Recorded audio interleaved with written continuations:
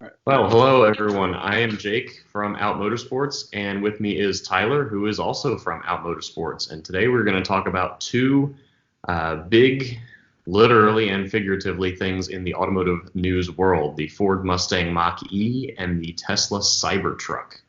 So I guess we can start with the Ford because that's the first thing I said. Um, this thing came out, and there's kind of a mix of like people who can't stand that it's being called a Mustang. People think Ford has kind of jumped the shark in general. People think it's ugly. People think it's beautiful. So, what's your take on it? I am somewhere in the middle, I guess. The Mustang name does bother me. I would have even been okay with it if it was just the Mach-E. But the fact that it's purely a marketing thing and they decided to get rid of all their cars, I can't get behind it with the Mustang name. But as a car, aside from the Mustang name, or as an SUV or a crossover, I'm happy they're doing something to compete with Elon and the rest of the EV world. Mm-hmm. The power number or the figures and the stats are all really promising. I know a lot of people don't think it's a good looking car. Looks are subjective, but I actually think it's a really good looking crossover. Something different at least. But so as a car, I don't mind it. As the name is what bothers me. Yeah. Why? What do you think? Well, so the name thing, this has been like on my mind probably more than it should be, given I have a day job. But the the name I think is a very smart move, and I also kind of don't like it. But if you think about like the brands and think about it more holistically as like American brands versus say the Japanese, like the Japanese have come up with model names and run with them for like decades. Like Honda still makes the Civic and the Accord, and Toyota makes the Corolla and the Camry, and everyone knows what those are. All of the domestic brands have had this issue where they build a small car and either it's not good, so they want to build something better and make it with a new name so people forget about the bad one, or they just change the name because they changed the name. So if you look at Ford's small car lineup since like the 70s, I guess, or prior, I just don't have as much knowledge going further back, but they have all these different small car names, and same for midsize and large sedans. So I think when they decided that this thing was going to be more than just a compliance car, because that's what it was supposed to be. Apparently, it was just to get like whatever Standards. yeah, for California and whoever else. When they decided it was going to be more than that, they needed something to tie it to. And the problem is when you try to introduce a new name, it either sticks or it doesn't. And they really need to make this thing resonate. So I see them as having three. I think they have three model names that are sticky, that resonate with people, and it's F-150, it's Explorer, and it's Mustang. And they've already said an electric F-150 is coming. That's like pretty public knowledge. The Explorer was just redesigned, and they've got I think a hybrid one that's out, and then who knows what they'll do with that. And then the Mustang's the Mustang. So I think from a marketing perspective, it's kind of dumb for the sake of enthusiasts, but it's also brilliant for people who don't care about cars because, oh, did you hear that Tyler bought that new Ford thing versus did you hear Tyler bought that electric Ford Mustang? Like instantly everyone knows what it is. Right. And let's be real, like I could be wrong, but I don't believe that a hardcore Mustang enthusiast would invest in something like that or spend their money on something like that. For the most part, as a generality, I think the people who are going to buy it are EV enthusiasts and people who want an EV. And I've been looking at daily driving EVs myself, Yeah. so I have no problem with I agree it was probably at the very least a controversial marketing decision, Mm-hmm. but it's worked. We're talking about it. Exactly. We're here. So, have you seen I believe it was a SEMA car. It was an electric Mustang with a manual transmission. It was an actual Mustang with a manual transmission and 900 horsepower. I would have been much happier if that came out first and we graduated up to the Mach-E or whatever that was, because I think that would introduce an EV or an all-electric vehicle to the Mustang range, and then working up to a crossover would have, I think, like backed us off the ledge a little bit. Like the 900 horsepower all manual Mustang existed that was electric, I think we'd be a little bit more forgiving with that an SUV or a crossover has the Mustang name, just because I think that's pretty badass. Oh, it totally is. Yeah. I think that's cool, and that was a one-off. I forget the name of the company to put that together, and if I guess it, I'm going to be wrong. But I think it was very cool. I think the issue is that from a financial standpoint, they probably need to do something that will resonate with the most people. And for whatever reason, we've all decided crossovers are what we like right now. Right. So, they'll pay the bills for doing the coupe by doing this crossover. So, okay. Sure. But yeah, I mean, I'm curious to see it in person. I like a lot of things about it. I think the styling is pretty good for what it is. This big center screen that's like 15 and a half inches, I have feelings about those no matter who makes them. But I'm open-minded. I've driven Teslas with them, and I still don't like it, but I can deal with it. I think it fits the target market and the target audience and people who would want to buy a high-tech car very well. Those are the type of people who will enjoy having an oversized tablet as your center console or on your dash. And so I think, all things considered, it makes sense that every EV is like that, or most of, the high-end EVs are like that. And even regular car manufacturers or regular gas-powered cars are heading that route. So unfortunately, I believe it's the future, whether you like it or not. Yeah, and it's interesting. I was at a friend's going away party. They're moving to California, but I met one of their friends who he and his wife own a Tesla Model 3, and I'm like, I have to pick your brains, because they're like, we're not car people, but we love our Tesla, and we're like total enthusiasts. And I'm just like, all right, tell me why.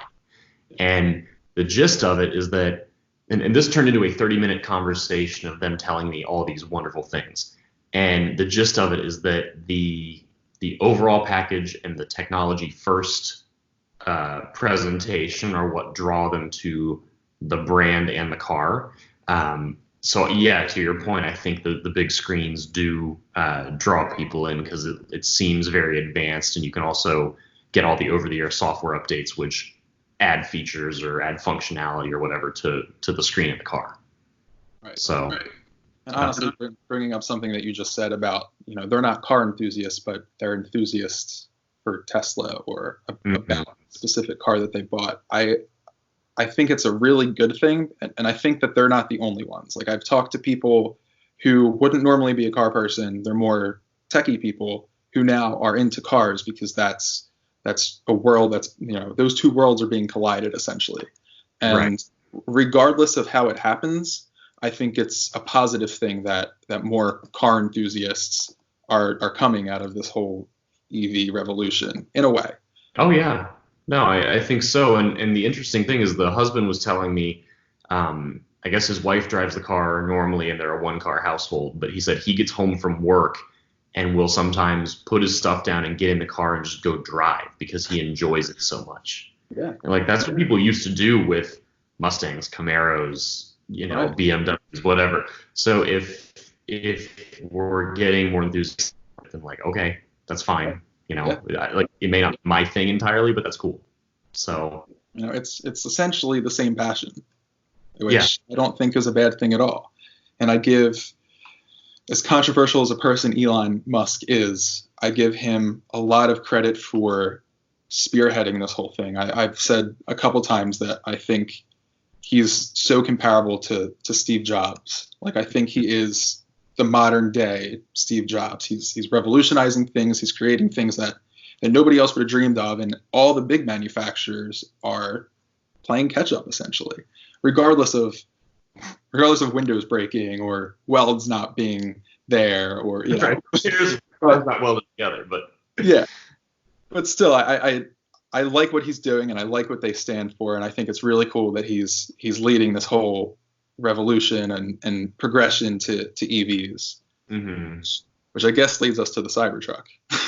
Does, and to your point with leading things forward, I think one thing that has stood out, like I'm not a fan of Elon Musk necessarily, and Tesla the company, but I think a company of that size, it's had difficulties with build quality and filling orders and things that any other bigger company gets right much more. But on the flip side, I think because they're so small, they can move so quickly. So where other companies may have dreamed of doing things like this for a long time, it took a small company to kind of kick everyone else in the ass a little bit to get things moving that way.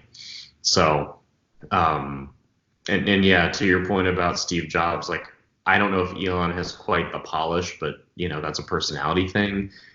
But Tesla is the only company in the EV space that controls the entire, A to Z experience, where they control the hardware, the software, the charging. Like, they are their own independent thing. Whereas, you talk about the Ford, for example, and they're like, we have the most charging stations, asterisks, that aren't supercharger stations, but they're partnering with ChargePoint and all these other companies. So the experience of owning a Mustang Mach-E is dependent on ChargePoint and whoever else they partner with. So it's just more to manage. So I'm curious how it will work out. I think in general it's been working fine. Obviously other companies have done EVs so far, so we'll see. But yeah, onto this Cybertruck.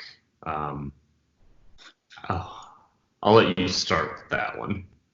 To be totally honest, I at first wasn't very interested in it, but I feel like I need to have an interest in things that Tesla is doing and Elon is doing, because in a way, other manufacturers are clearly working. Ford is working on the electric F-150. GM claims they're working on an electric Silverado.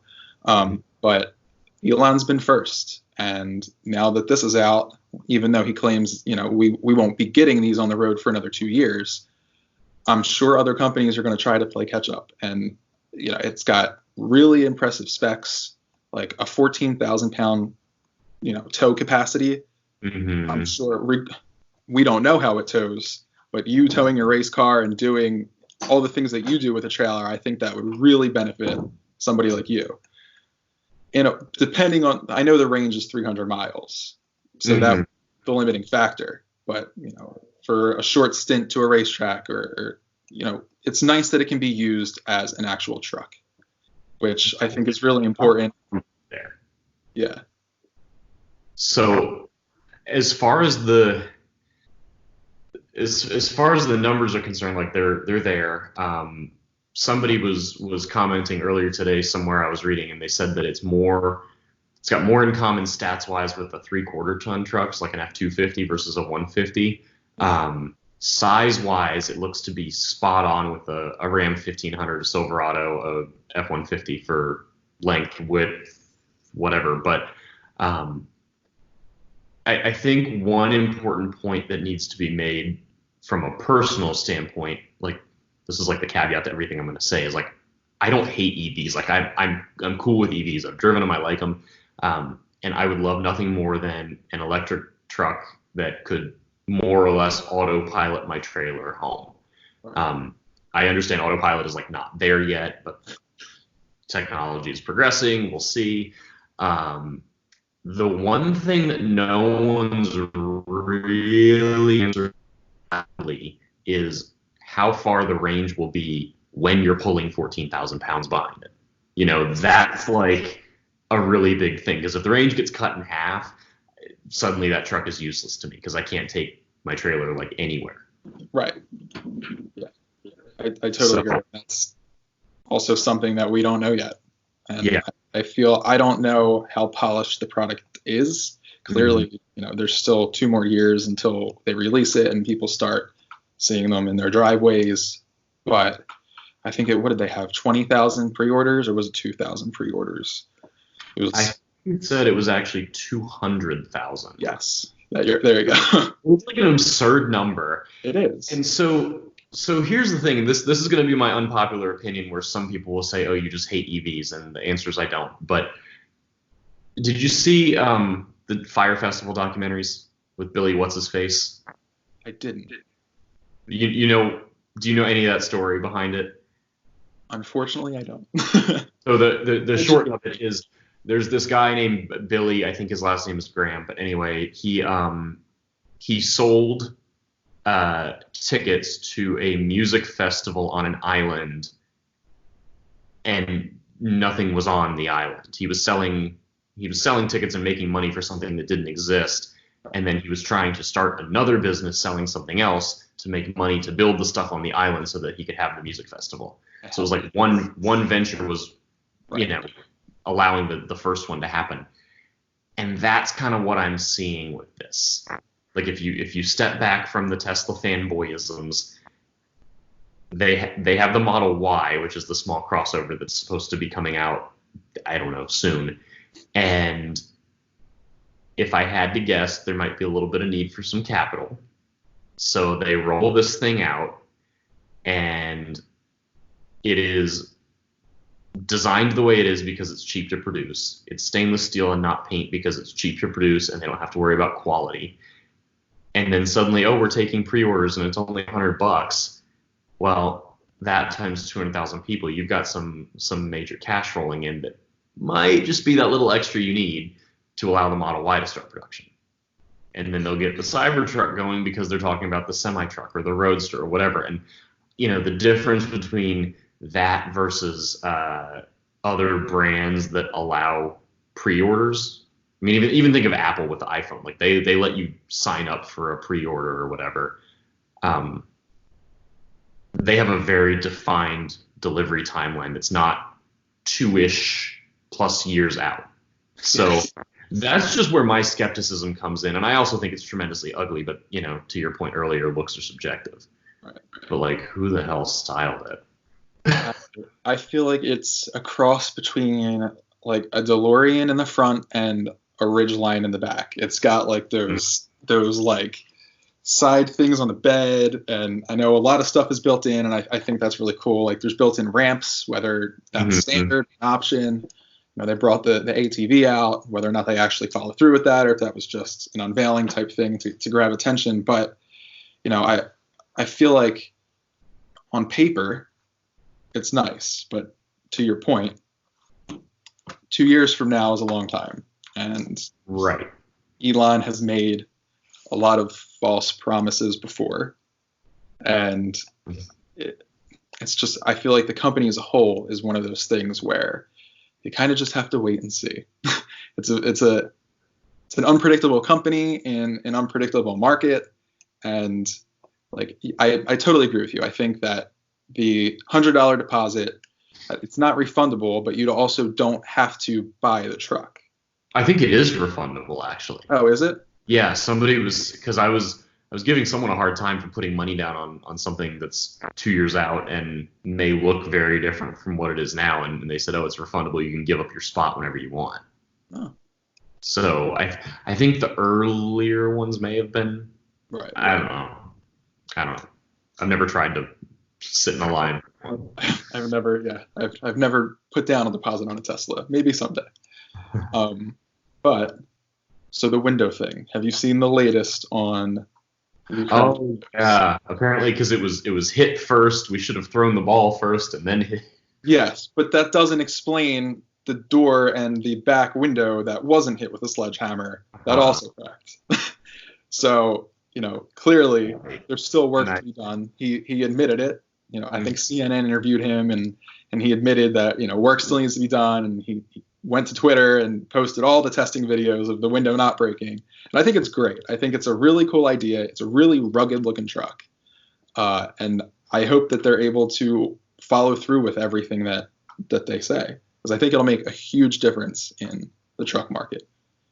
Yeah, I mean, I think they're certainly pushing. I did see some allegations on Twitter from Matt Farah from the Smoking Tire.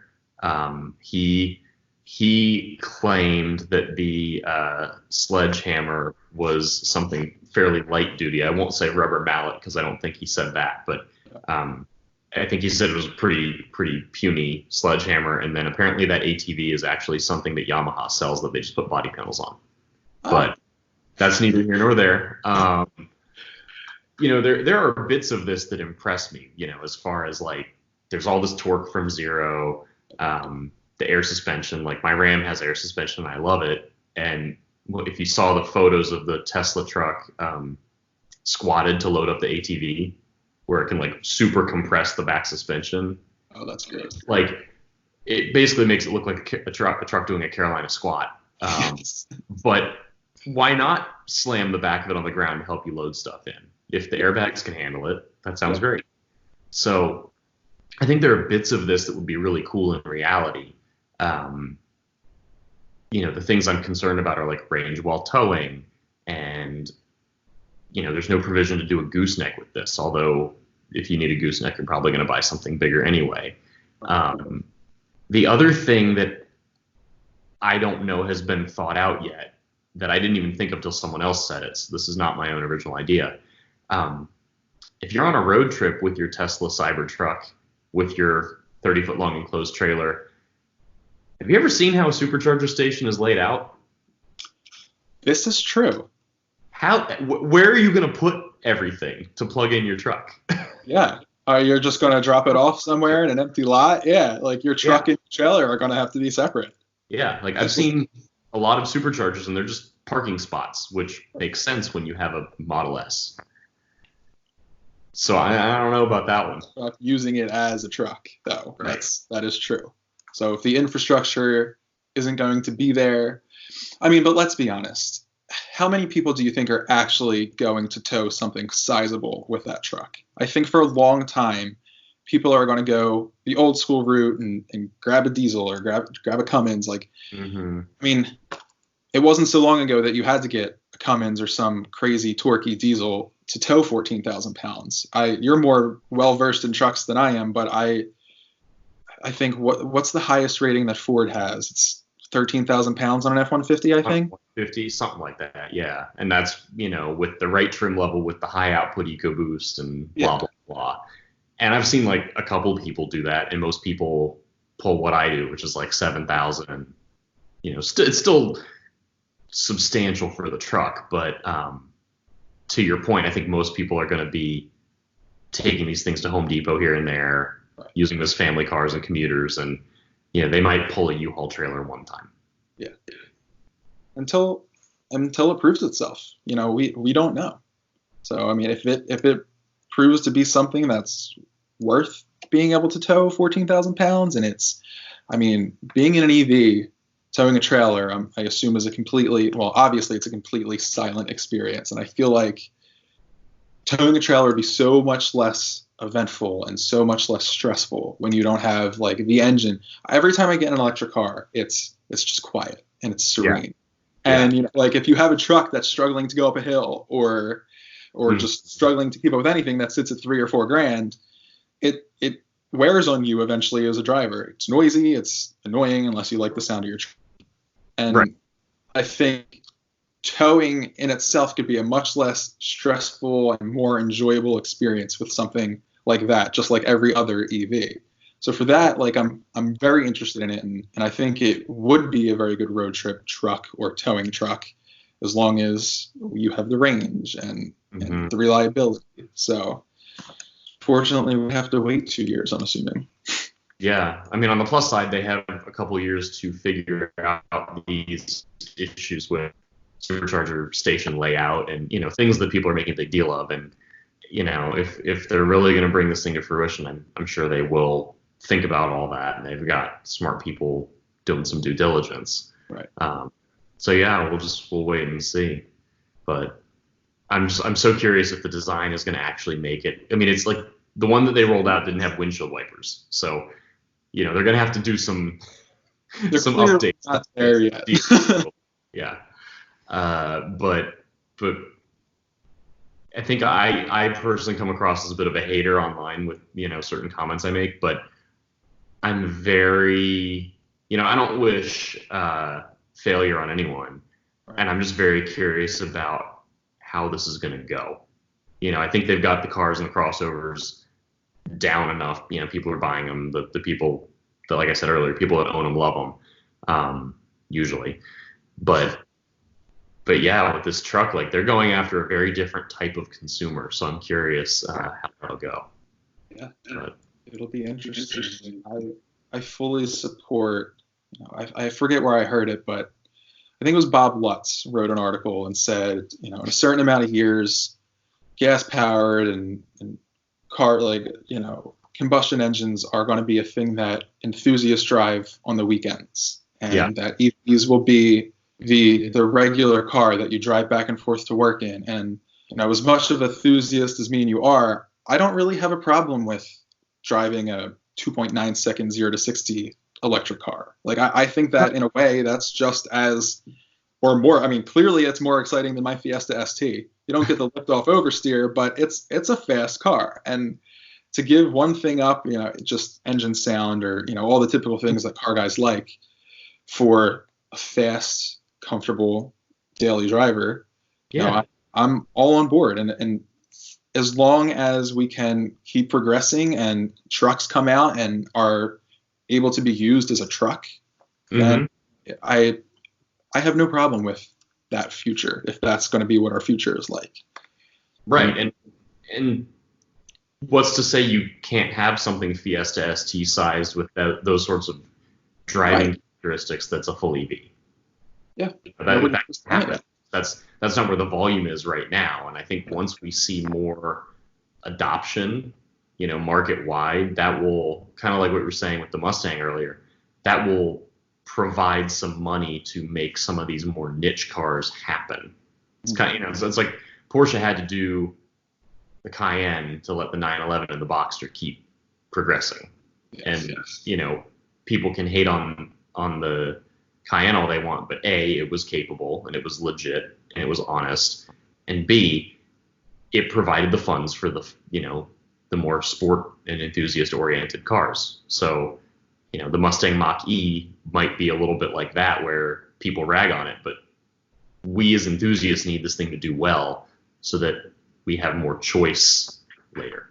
Yes. So, totally agree. Yeah. Well, we should probably call this. It's been 28 minutes. That was a long time. Yeah, it was a long talk, apparently. Yeah, we have a lot to talk about. So we should figure out what else to say on other topics, and get people to come back and subscribe and do whatever else. I'm not going to say anything cringy like smash that bell or whatever people say, because I truly don't care. But I will say, let us know what you want us to talk about. Let us know the trends that interest you, and we'll talk about it. Yeah, I think it sounds fun. So thanks everyone for watching, and we'll see you soon. Goodbye.